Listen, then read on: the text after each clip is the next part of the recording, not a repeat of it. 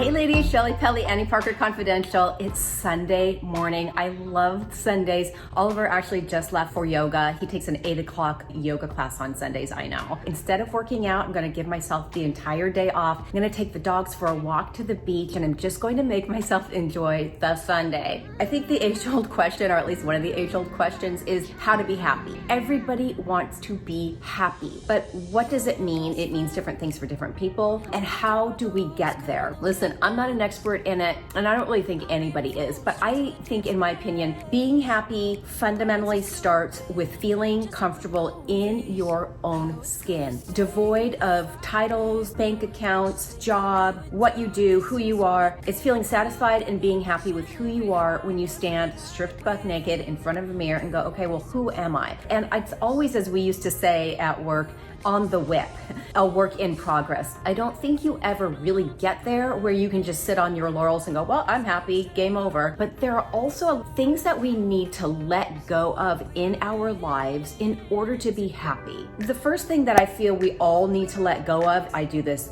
a lot. Let go of zeroing in on the flaw. You know these people, or maybe it's you, because I know that I do this too. Even as I just said that, I just noticed that the dog made a mark on my brand new sofa. I can't help myself.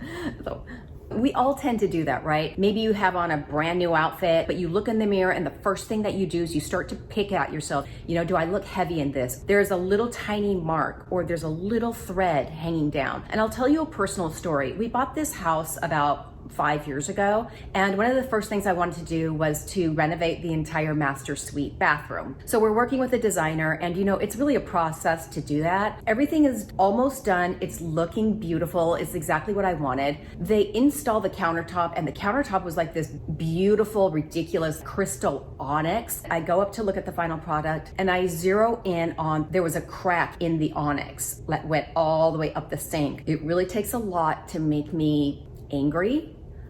I was angry, and I had quite a conversation with the installer and my designer. And then you know what dawned on me? I stepped back and I looked at myself and I thought, okay, get a grip. It's a beautiful home. It's a bathroom that most people would die to be able to have. And so what popped into my head is this saying, focus on the awe, not the flaw. So whatever situation comes up in your life, you know, where you just feel yourself getting annoyed because something's not right or something's not perfect, focus on everything that is good, that you're grateful for, that you are thankful for, and let the little stuff go. I still have to work on it. Like I said, it's a whip, it's a work in progress. The second thing we need to let go of is trying to change others. The most liberating thing that you will ever do is understanding that you cannot change somebody else. They are who they are. And so you have two choices. You can either accept who they are and let it ride, or you can leave and say, that's not what I want. Here's the thing. If somebody is basically lazy and unmotivated, all of your barking, all of your harping is not going to change anything. The only thing that it does is it makes you feel like you're frickin' beating your head against the wall. I have friends, okay, it's one particular friend, whose husband she feels is lazy and unmotivated. And she's constantly complaining that he's unmotivated, and I really try and get him interested in different things. And can I tell you how many times I've said, listen, so-and-so, he is who he is, and you knew who he was when you married him. So two things, you're either gonna accept it and just let it go, or you're gonna make a different decision. But beating your head against the wall and trying to make him motivated, it's not gonna happen. Same thing with somebody who's sloppy. Like if you're really neat and tidy and somebody is just inherently sloppy or messy, they are who they are. You might be able to get them to change their behavior a little to help the relationship go, but people are who they are. So once you realize that, it's incredibly liberating. The next thing to let go of is unrealistic relationship expectations. I think a lot of us, especially if you're kind of a perfectionist, you have this idealistic view of what the perfect relationship looks like. And then those are the standards you set. And what usually happens is everybody seems to fall short. And you know why? Because perfect relationships do not exist. They just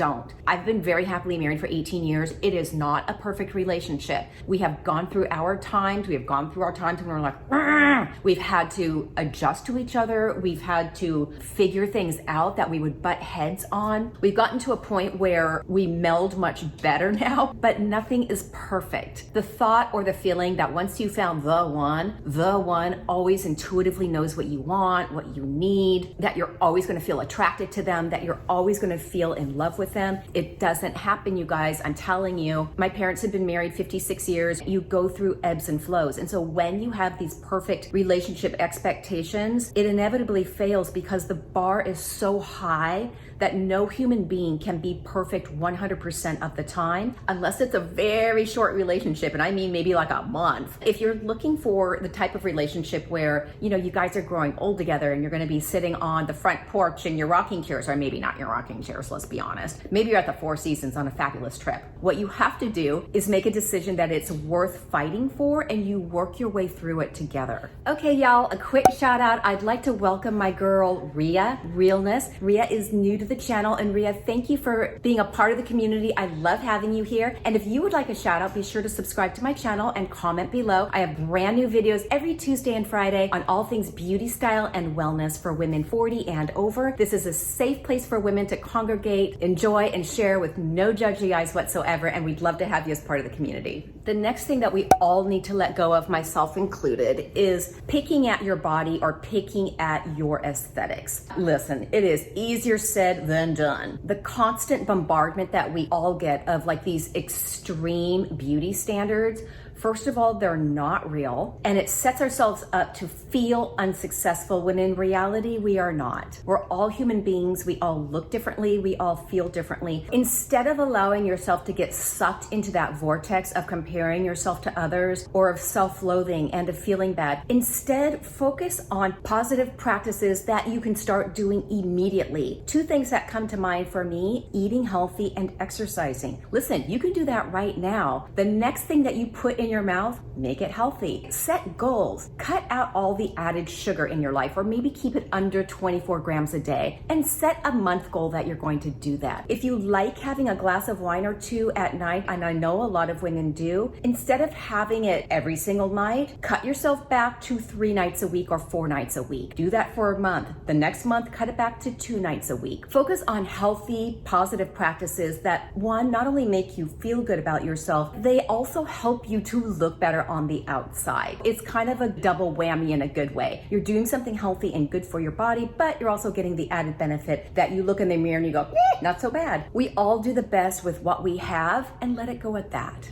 The other thing to let go of is caring what the wrong people think. You know that I always say you're the boss of you, and I really mean that. But I think that the ability to not care what anybody thinks can be a strength, but when it's taken to the extreme, it can also be a vice. Here's the thing. Those people who literally are like, I don't care what anybody says, I don't care what anybody thinks, those people are just obstinate. When people that you love and trust and who you feel have your best interests at heart give you advice or feedback, it's always smart to be open to it and to listen to it. It does not mean they're right. It does not mean you have to heed it, but it means being open to it, because that's how we grow and learn. Look, I have a really strong personality. I do what I want, but I'm also smart enough to know that when somebody that I love and respect, whether it's my husband, whether it's my mom, my family, when they have given me feedback on something that I'm going to do, I do listen. I let it run through my sieve, and I think, okay, that's a valid point. I'm gonna sit on it and think about it. I don't always take the advice, but there have definitely been times when I have either backburnered what I wanted to do, or I have modified what I have wanted to do based on their feedback. And honestly, that's how I feel I continue to grow. On the contrary, it also means fully recognizing when you're giving away your power needlessly to someone whose opinions don't matter, they don't affect your life, and you know that they're really just being kind of petty little people who haven't earned your trust, who haven't earned your respect, who have no idea who you are. We're talking internet trolls. Shouldn't have any impact on your life whatsoever. Let them go, cut bait, and move on. One of the next most important things to get rid of in your life are toxic relationships, right? These are the people that leave you feeling drained or unhappy or just like, I can't do anything right, can I? Red flags like patterns of disrespect, a lack of support, undermining, or other interpersonal dynamics that just leave you feeling like not good. And they're like a 300-pound weight around your ankle as you're trying to swim. If you're really, really strong, you might be able to tread water for a while, but ultimately they're going to drag you down. It is your decision who to surround yourself with. If there are toxic people in your life, it's up to you to release them and get them out of your life. Once you do that, you make room for people who are positive, who uplift and support you in life and help surge you forward versus drag you down. But the power is in your hand to do that. Past relationships are another thing that we need to let go of in order to move forward. I have a couple girlfriends that are hanging on to this too. You know, the one that you think got away, when actually, in my opinion, usually the universe pushed you out of the way of a speeding bullet, and it was lucky that that relationship fell by the wayside. So look, when a relationship ends, it's never easy. Whether it was a bad relationship or a decent relationship, it sucks. It doesn't feel good. And while it's always smart, I feel, to do an autopsy on a past relationship, meaning you think about, okay, well, what went wrong? What role did I play in that? What can I do differently next time to circumvent having this happen again? I just think that's part of being a grown human being. It doesn't mean blaming yourself, you guys. It means kind of looking objectively, stepping outside yourself and say, okay, what role did he play? What role did I play? What could I do differently? The problem starts when you just can't flipping let it go. Stalking their social media, pining away. One time, Fred and I went here and I'm like, wasn't that like your boyfriend like 10 years ago? That's when it starts to become an issue. One, it doesn't feel good to keep reliving. Two, you're also stopping new relationships and new people from entering your life because that past relationship is sucking up so much of your time and your energy that you're not allowing new people to come in. Instead, make a concerted effort each day to focus on the future and what type of new relationship, if any at all, you want to have. Focus on the future, not the past. And finally, the last thing that we need to let go of is our fear of discomfort. Is there something that you've been wanting to do, whether it's big or small, that you've really wanted to do for a long time, but just thinking about it kind of gives you like that panicky anxiety? You're not alone. Everybody experiences it. The difference, I think, is that some people experience it, but they take a breath and they push through it, while others allow that to hold them back. I'll tell you a personal story.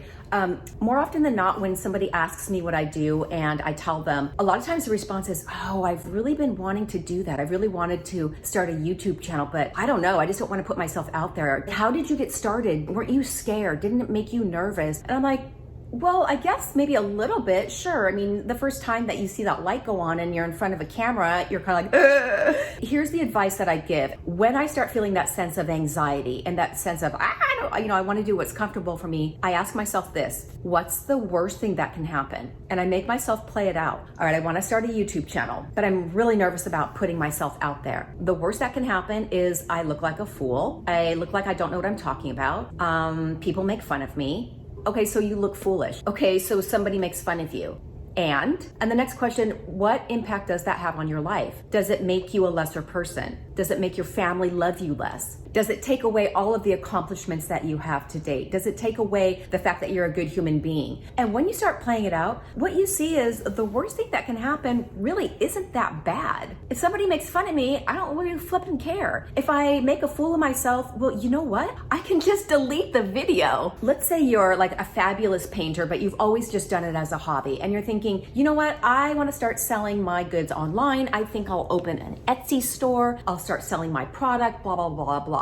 And you think, but that's so scary. What's the worst thing that can happen? Well, maybe people don't buy your stuff. Okay, well, does that really affect the way your family feels about you? Does it affect your past accomplishments? Does it affect who you are as a human being? On the other hand, think of all the amazing things that can happen if it's successful. For my YouTube channel, all of the best things that can happen are happening. I get to meet a ton of really great women, a lot of you out there. I get to share what I know and love, which is why I do what I do. And as a topper, I get to make a business out of it. Had I allowed my initial fears of looking foolish, of making an ass out of myself, people are gonna make fun of me, people aren't gonna watch me, nobody's gonna subscribe. Had I let that hinder me, instead of just going, okay, so what if they do? If they do, they do. I wouldn't be here now. I wouldn't have met a lot of you amazing women. Take something that's scary or that you're feeling intimidated about and just push through it. If you haven't failed in your life, you are not an adult. Everybody has had big failures and small failures, myself included. I told you that my sister and I started luxury travel gear like a number of years ago. Sisters just shouldn't work together. Long story short, I wrapped it up. I mean, I guess you could call it a failure. I'm somebody that doesn't see things as a failure, to be honest with you. I see it more as I got to spend a lot of time with my sister. We went on numerous trips to China. I learned all about manufacturing. I learned how to create a product from start to finish to get it manufactured in China.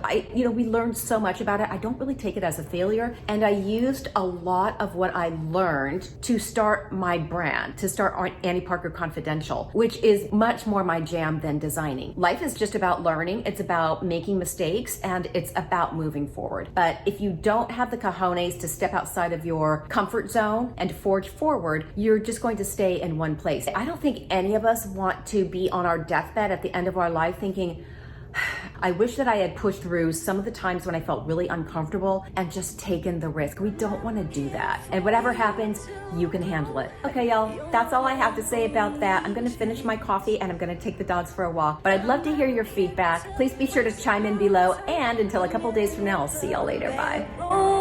Romance. Now I got hopes for us tonight, for this here thing to turn out right. So from the start,